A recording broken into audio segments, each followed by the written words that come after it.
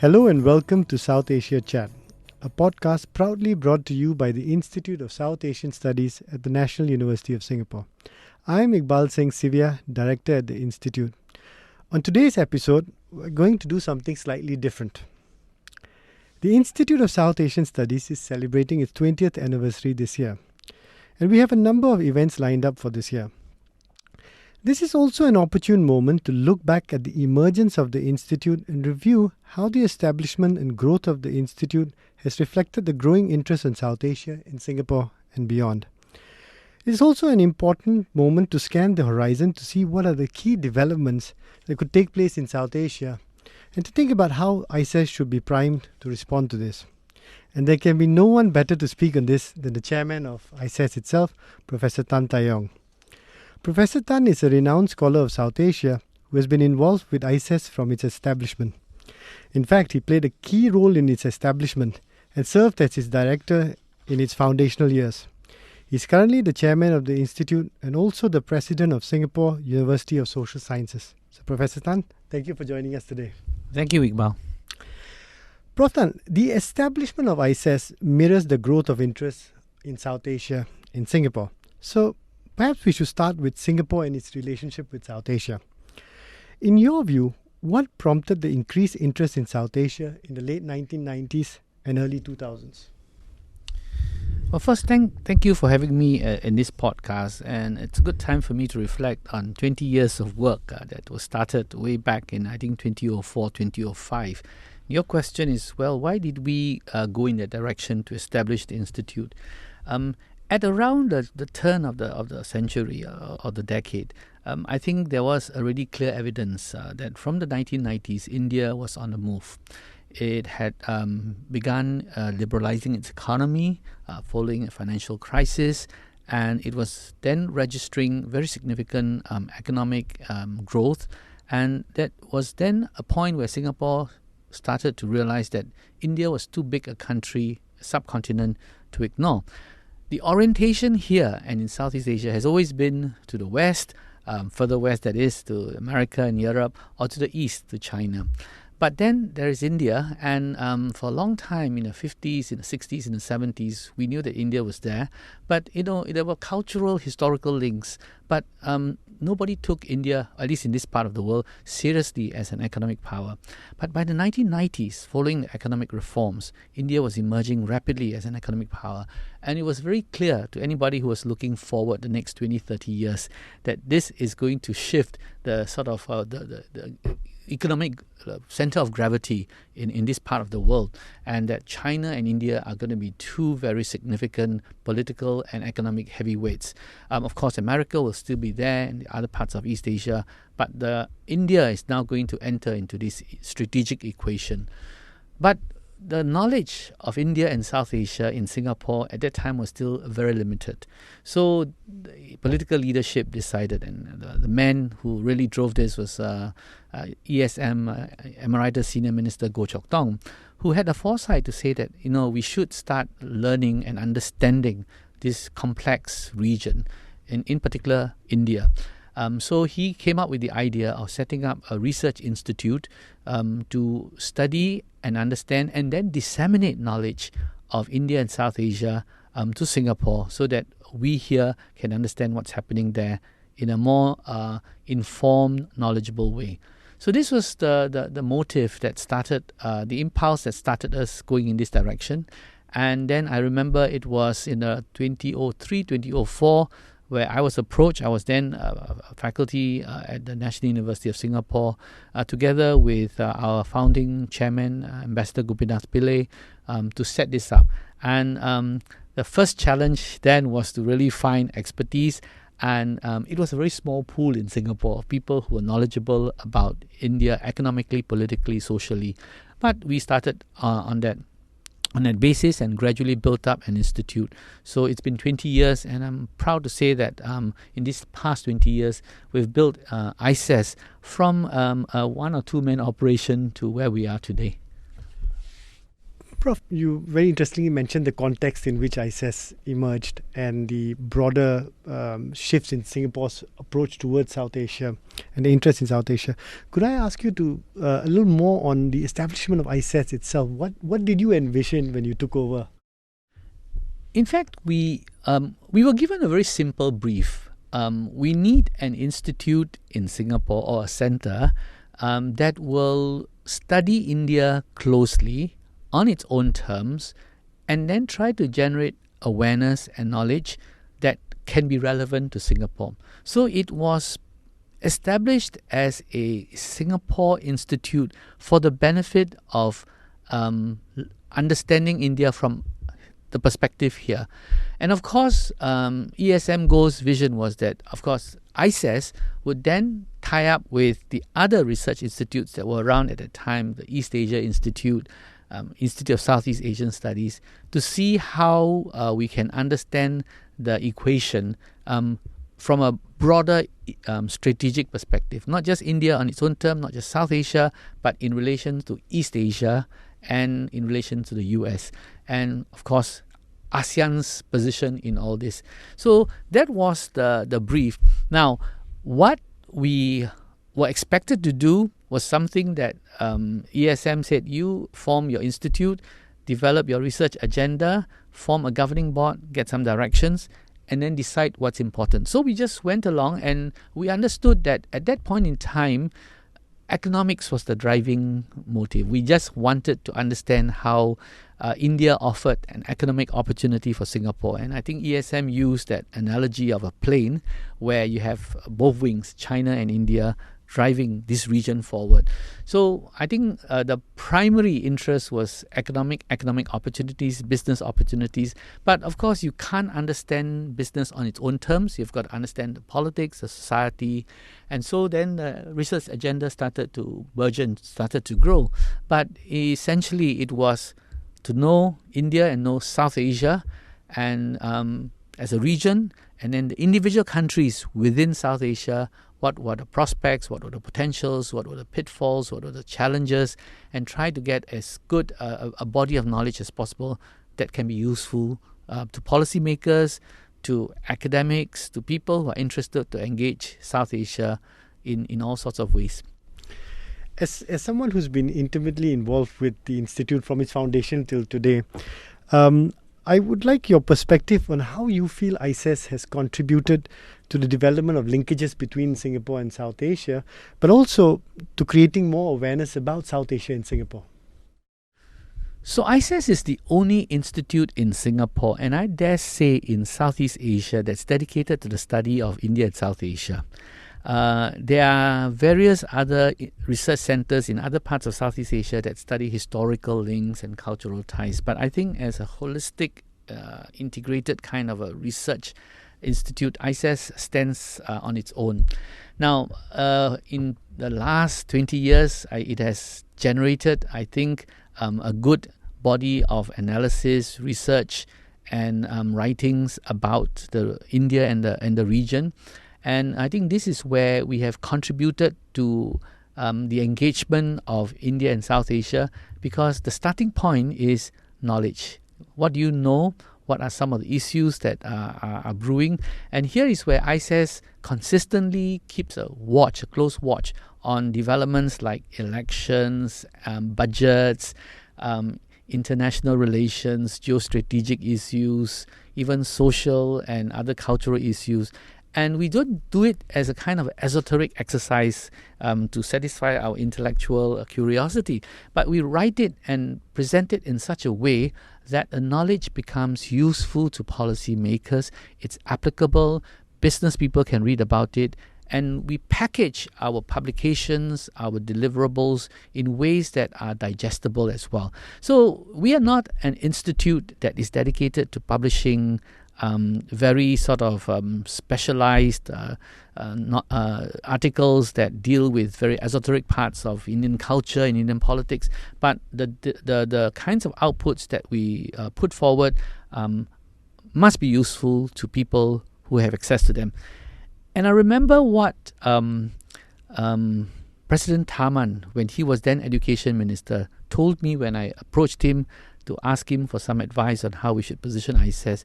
He says that it should be somewhere between popular knowledge and very specialized knowledge, because academics publish things that very few people read, but very deep insights. But popular knowledge probably may not be entirely, accurate or correct. So you have to make sure that you rise above those and do proper research, but don't do the kind of such specialized research that only few people can access. So occupy that space in between, and that is how we've always positioned ourselves. Building upon that, as you rightly note, we produce work, that research that has policy relevance and academic interest as well. But we also have to keep an eye for what's happening currently and what's going to happen, forecasting as well. So I would like your perspectives on what you think are some of the notable developments that are currently unfolding in South Asia, and also what are some of the key challenges you foresee in the region moving forward? So from our perspectives, it's always to try to understand what's going to happen in South Asia on three fronts, mainly economic, politics, and international relations. Because here in Singapore, in ASEAN, we are small players, and we are always interested to see how things that are developing elsewhere impacts us. So if I could start with the domestic, I think generally it's to see whether, to understand, how politics are developing in each of these countries. And in South Asia, there are always elections. India is now undergoing its own elections. Bangladesh had its elections earlier. Pakistan, had its elections as well. The key is to understand what happens during these elections and what are the outcomes. And also to keep a track on understanding how political reconfigurations or power configurations will change or not change as a result of these elections. So you have to keep a very close watch on this. So now we are seeing in Indian election going on, all indications are that Prime Minister Modi will come back for a third term. Now the question is, of course, what is the size of his victory, and then what are the implications of a Modi government for the third term, and then what happens to all the regional political configurations as a result of this. What are the alliances that are going to be made? How is the opposition going to play? What part the opposition will play in the future political configurations, and so on and so forth. So I think that is something that we need to understand. Ditto for Bangladesh, for Pakistan, for Sri Lanka. What is going to happen after the elections, and how is there going to be greater stability, or is there going to be greater instability, and how are players going to shift around as a result of the outcomes of elections? So domestic political configuration is very important. And also you need to keep track on who are the emerging players, new political players, new caucuses of interest, and so on and so forth. So I think that's one. Then, of course, there is the economic part. World elections then generate governments that give more stability so that they can pursue long-term economic plans. And this is something that we keep a close watch on. In India's case, it's very interesting because 2 terms of Modi's government, for all the pluses and minuses that one could attribute to that, is given India a long period to plan long-term, you see. And that is why India is now on a growth trajectory, which is very impressive, but there's still a lot of work to be done. So economic growth is a good story, but what comes out of economic growth, issues of inequality, issues of distribution, issues of employment or unemployment are things that needs to be watched. So the economic growth in Bangladesh, in India, deserves a close scrutiny, but it's a good story, but we also have to understand some of the challenges that are associated with it. Sri Lanka went through a very difficult time the last 2 years. It's slowly recovering, but still a long way to go. Heavy debts and inflation, and so how is Sri Lanka going to emerge out of this? So these are stories that these are developments that we need to keep a watch on economically. So that's economic. And international relations, of course, we are always very interested in relations between India and Pakistan and the kinds of terrorism and counterterrorism issues that are associated with it. India and China, border issues, border skirmishes, standoffs, and all this. These are interesting things, and whether these will persist or whether this will improve or deteriorate, these are things that I think we need to keep a watch on. And of course, then India and South Asia's whole orientation towards ASEAN, towards not just individual countries here, but towards the region, trade possibilities, investment investment possibilities, etc. I think these are all things that we are interested in, and there's a lot going on in South Asia at this point in time where we need to keep watch. Very well said. You alluded in your comments about the evolution of the relationship between Singapore and South Asia, and also South Asia and ASEAN, and India and ASEAN. Now, looking ahead, how do you think Singapore's relations with South Asia will evolve, and what are some of the key factors that will define this relationship? In the 20 years that we've been around ISAS, I've seen this relationship evolve, and I must say that it gives me optimism to say that I think it's a growing relationship, and one where both sides are seeing the mutual importance. From South Asia, I think they're seeing the importance of Singapore and Southeast Asia, the Look East and Act East policy of India, and I think in Bangladesh, some of the sort of regional initiatives like BIMSTEC and all this. These are all important initiatives where they see both regions coming together jointly to develop important initiatives. And also in terms of Singapore's own relationship with India, I've seen it grown over the last 20 years. Singapore was a special friend. India got into our sort of regional forums, and Singapore and India's trade and investment statistics have grown very significantly over the last 2 decades. So there's a lot of potential for further development. We have strong defense ties. India is now developing in areas that Singapore is interested in, and vice versa, in clean energy, hydrogen energy, in digital space, and so on and so forth. So these are areas where I think there could be a lot of mutual benefits to be reaped.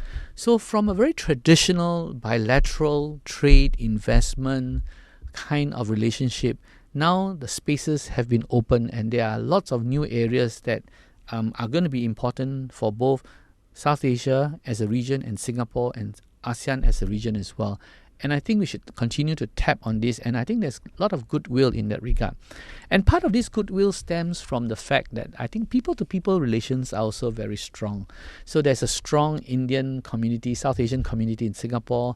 Some are very old migrants, they're long-term citizens of this country. Some are new migrants. But over the years, I think they've built this relationship in a deep cultural way that I think strengthens this relationship between our regions. So to answer your question very briefly, I would say that we had a good start, I think, around the 2004, 2003, and it has developed. There were little backsliding here and there, but on the whole, the trajectory has been a positive one. But with India and South Asia, I think the view we take from Singapore is that it has to be a long view. If you are waiting for quick returns and you want quick and very sort of a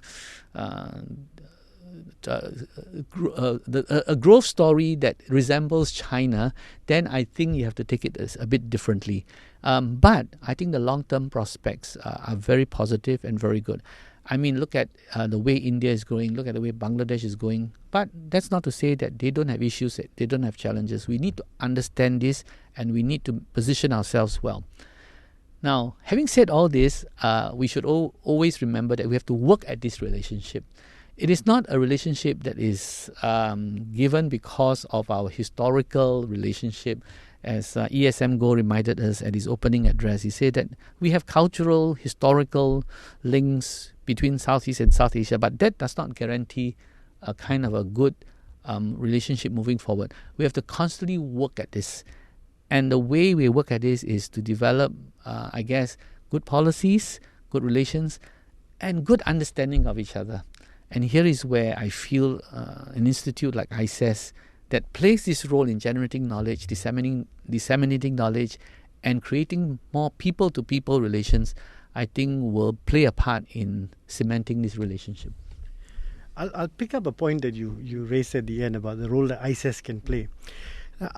How do you foresee ISAS evolving and adapting to this to the landscape changes that are occurring, but also what steps must ISAS take to remain relevant? So ISAS must always be awake and alert to new possibilities. As I said earlier, our very traditional approach was study the economy, study politics, study international relations, and that's how we started 20 years ago. And I think we have done well in that regard. And we'll continue to monitor in these areas. But the world has changed. I mean, the volume of trade, investments, supply chain disruptions, pandemics have changed the world and how we function in the world. So I think we have to look out for these new possibilities. And I think under the direction of the new director, I must give credit to him, we have looked at new possibilities in the digital world, in fintech, in clean energy, sustainability. These are new areas we have to be alert to. So we cannot be a traditional security and economic institution. That could be one strand, but we should now look at new opportunities and also work with a variety of partners, businesses, other research agencies, tech companies, and see what are the new areas we can grow into. So lots of prospects, but also the challenge for us at ISAS will be our bandwidth, our bench strength, and our capacity. But I know there are lots of talents out there, so I think one of the things ISAS needs to do is to be a bit more inclusive in bringing in talents of all sorts. And I know we are looking for people who are in tech, in IT, in business, and see how we can broaden our horizons and bring in disciplines that we've traditionally not looked at, and then basically enrich what we do as an institute. And lastly, Prof. Tan, you have been involved with the institute from these foundational stages till now in various capacities. So you are the prime person to ask this question to. What are your aspirations for ISAS? When we started, we felt that it would be a mark of success if ISAS were taken seriously as a research institute where people came to us and say, we want to know India, we want to know South Asia, and top of the mind they think of ISAS. I think that was the benchmark we set for ourselves. I think we have reached that, in the sense that in Singapore, if people wanted to know about India or the contemporary India, that is, and the kinds of issues that are happening, and wants an update on India, they would think of ISAS. But I think now we have to go beyond that. And my aspiration is for ISAS really to be an interlocutor, if you want, between South Asia and Southeast Asia. In other words, rising beyond our national position as a Institute of South Asian Studies in Singapore. But Southeast Asia, wanting to know South Asia, should turn to ISAS and say, explain South Asia to us. Vice versa, South Asia say that we want to understand Southeast Asia. ISAS is the conduit. So if we can play that role as a bridge, as the interlocutor, as that link between two regions, and may I add a third, East Asia, I think that would be a good position for ISAS to arrive at maybe in the next 10 years. Yeah, so that's a goal I set for ISAS going forward. Thank you. Professor Tan, it's always a pleasure to hear from you, to listen to your thoughts and your advice. Thank you for joining us today. Thank you for having me, Iqbal. You were listening to South Asia Chat. To learn more about our work, please visit us at isas.nus.edu.sg. You can also get updates through social media. We are on Twitter, LinkedIn, Facebook and Instagram. South Asia Chat is also on Spotify and Apple Podcasts. Thank you.